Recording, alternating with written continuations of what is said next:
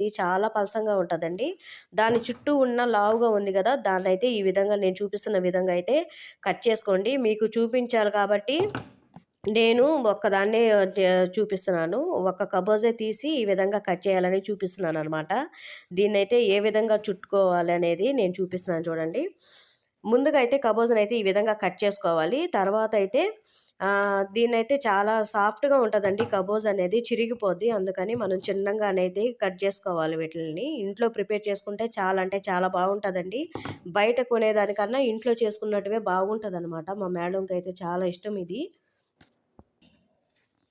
చూడండి నేను చూపిస్తున్న విధంగా రోల్ అయితే ఈ విధంగా చుట్టుకోండి. చికెన్ అనేది బయటికి రాదనమాట. నేనైతే ఎక్కువ శాతం చేస్తున్నాను కాబట్టి నేను 3 కబోజులు ప్యాకెట్లు మళ్ళీ చికెన్ అనేది ఎక్కువ వేశాననమాట. నేను వీళ్ళు ఎప్పుడైతే అడుగుతారో దాన్ని ఫ్రోజన్‌లో నుంచి తీసి ముందుగానే తీసి పెట్టుకుంటాను. అప్పుడు వీళ్ళకైతే రెడీగా చేసి పెట్టుకుంటాననమాట. అందువల్ల నేను ఎక్కువ చేసుకున్నాను వీటిల్ని. మీరు ముందుగా వీటిల్ని మనం రెడీగా వీళ్ళు అడిగినప్పుడు చేసి పెట్టాలంటే ముందుగా ఓవెన్ అనేది ప్రీ హీట్ చేసి పెట్టుకోండి. 180 డిగ్రీస్‌లో ప్రీ హీట్ చేసి పెట్టుకొని ముసక్కలన్ మీద ఆహ్, ఆయిల్ అనేది అప్లై చేసుకోండి. ఆయిల్ అనేది అప్లై చేసి దీంట్లో సమాక్ అనేది వేసి తర్వాత ఓవెన్‌లో పెట్టుకొని తర్వాత రెడీ అయిపోయినట్టే అనమాట. మనకి లోపలొచ్చి సాఫ్ట్‌గా పైనొచ్చి క్రిస్పీగా రెడీ అయిపోయింది.